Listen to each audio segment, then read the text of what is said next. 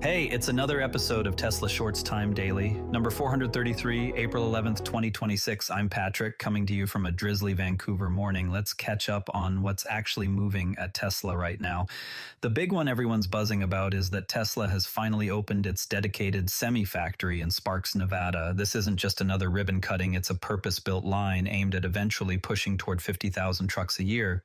For the longest time, semi-production was squeezed into the same facilities that build Model 3s and Ys, which meant every time they wanted to make another electric Class 8, they had to shuffle resources away from passenger cars. That shared space reality created real bottlenecks, not just in floor space, but in tooling, supply chains, and even worker specialization. Now, with its own home, the semi-line can be optimized from the ground up for heavy-duty assembly.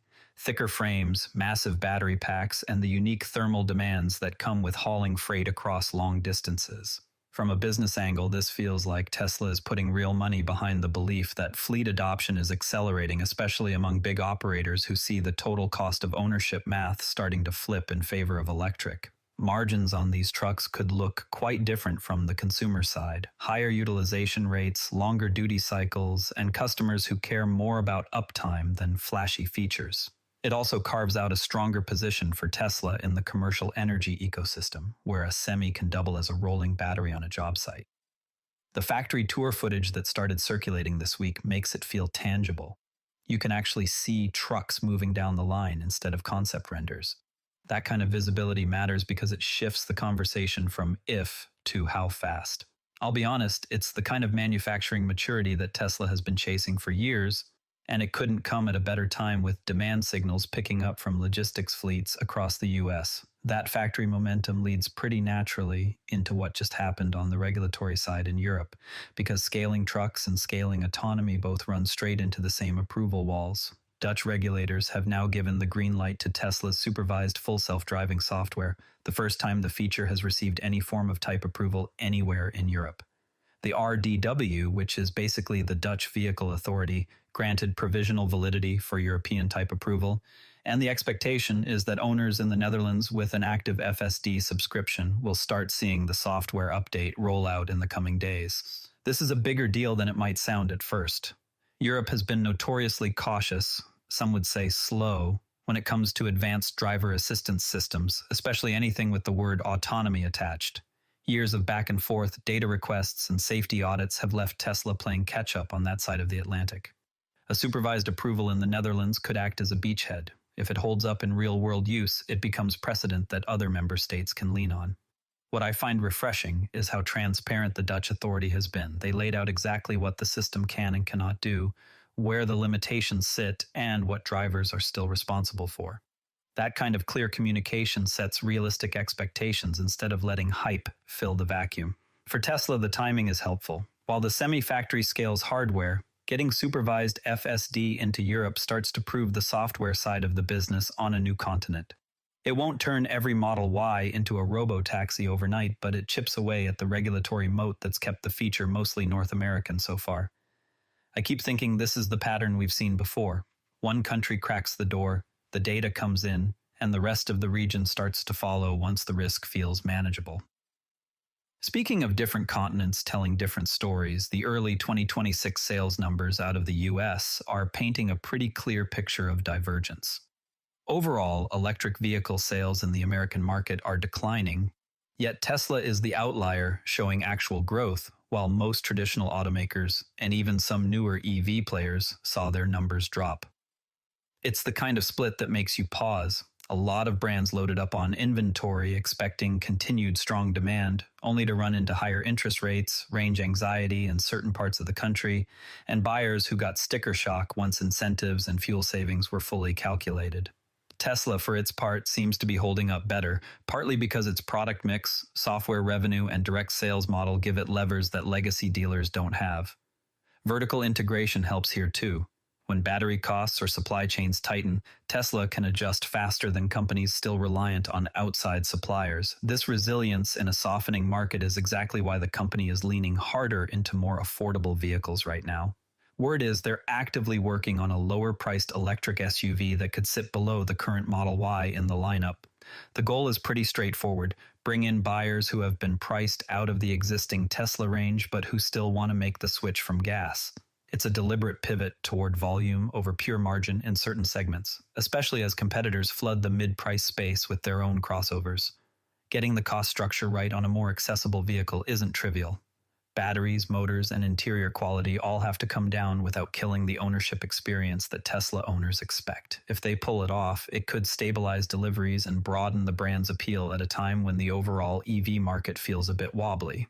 I see it as Tesla acknowledging that while robo-taxis and energy storage are the long game, they still need healthy vehicle sales in the near term to fund everything else.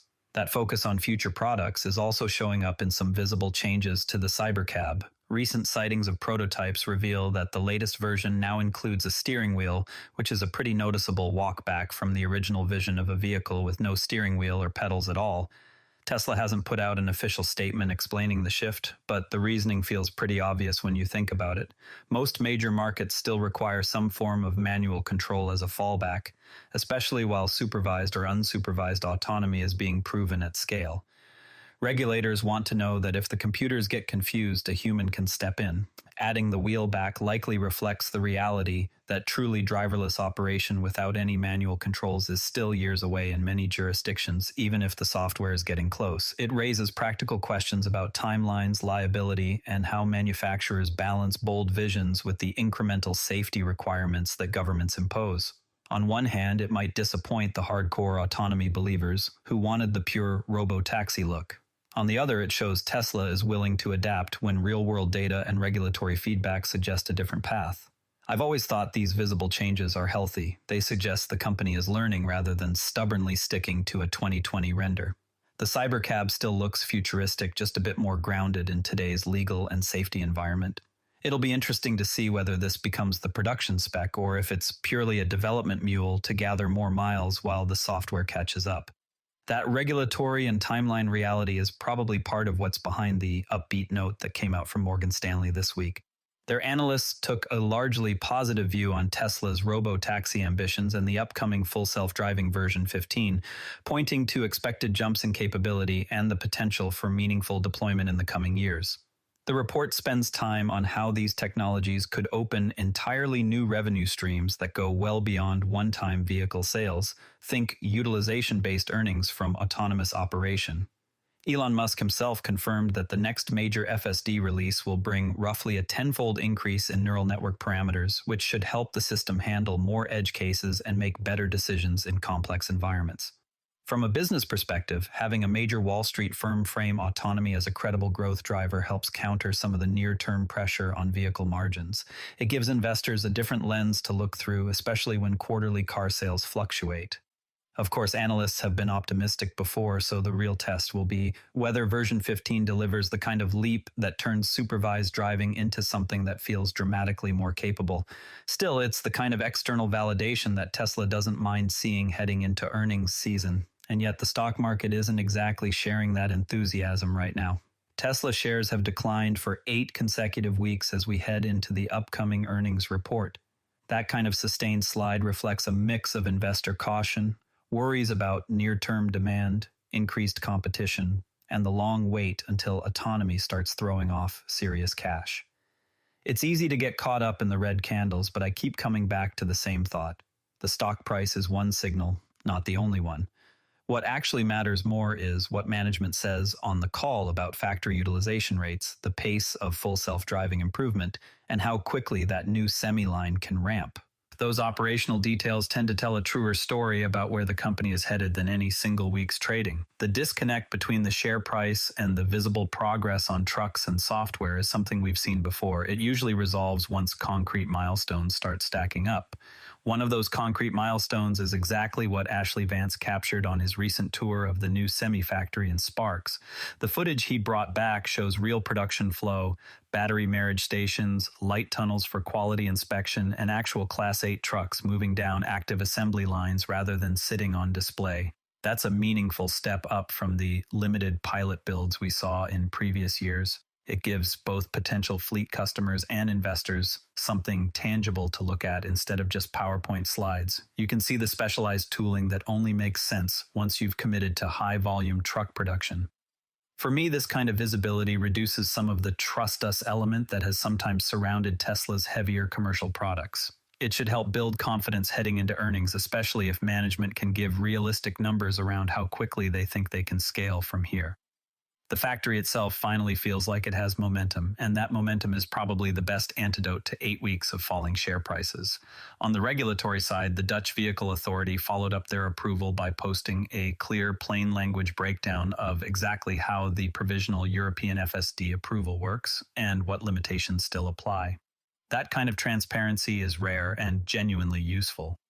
It tells owners what the system is approved for today, where a driver must remain attentive, and what data is being collected to support future expansions. In a space where hype often outruns reality, this kind of official context helps everyone keep their expectations calibrated. Elsewhere in the ecosystem, a third-party operator is putting up more chargers compatible with Tesla's network in the Southern California city of Temecula. On the surface, it might seem like a small local story, but it's actually a pretty good signal. The charging network is no longer just Tesla-owned stations. It's starting to grow through partnerships and third-party builds in suburban areas that were previously underserved. For owners, that means one more convenient stop on longer trips or even daily errands in growing communities. It's the kind of quiet infrastructure expansion that makes electric ownership incrementally easier over time. Of course, not everything is expansion. The competitive pressure is getting more direct. Polestar is now offering discounts of up to $21,000 specifically for Tesla owners who switch brands, with even deeper savings available if you're a Costco member. That's an aggressive move aimed squarely at Tesla's existing customer base. In a market where volume is harder to come by, some rivals have decided the fastest path is to lure away people who have already bought into the EV lifestyle. It illustrates how intense things have become in the premium electric segment. Price is now very much on the table. At the same time, early 2026 figures suggest Toyota's new BZ electric SUV is starting to nibble away at certain segments where Tesla used to have things mostly to itself. And over on the forums and social channels, there's active debate about how the refreshed BMW iX3 compares to the Model Y in real-world range, ride quality, and long-term ownership costs. These conversations are healthy. They remind us that while Tesla still leads in many areas, software, charging access, resale value, traditional luxury brands have closed some of the gaps on fit and finish and pure driving dynamics. Staying honest about those areas is the only way the company keeps improving. Finally, it's worth taking a step back and applying some first principles thinking to battery chemistry, because the mainstream commentary often oversimplifies it. A lot of people treat lithium iron phosphate versus nickel manganese cobalt as a simple binary, cheap and safe versus expensive and energy dense. The engineering reality is far more nuanced. Different vehicles have different duty cycles, weight targets, and longevity requirements, which means the optimal chemistry can change depending on whether you're building a heavy truck, a long-range sedan, or a cost-sensitive compact SUV. LFP cells have come a long way. They now deliver roughly 80% of the energy density of older nickel-based packs, while exposing the company to about half the raw material cost volatility. That makes them attractive for certain applications. But physics still favors nickel-based cathodes when every kilogram matters, like in passenger cars chasing maximum range. Iron phosphate, on the other hand, can shine on cycle life, with many packs now demonstrating well over 3,000 deep cycles before dropping to 80% capacity. Tesla's 4680 cell format adds another layer by cutting inactive material and improving thermal performance no matter which cathode you choose, something a lot of analysts still treat as a minor detail rather than a fundamental advantage. The real insight is that Tesla designs from the physics outward, maximizing silicon in the anodes, removing cobalt wherever it makes sense, and engineering pack architecture so the same production lines can handle multiple chemistries. That flexibility lets them shift emphasis as material prices or regulations change without retooling entire platforms. The popular narrative that Tesla is all in on one chemistry or forever stuck with expensive materials misses how they treat chemistry as one variable inside a much larger system.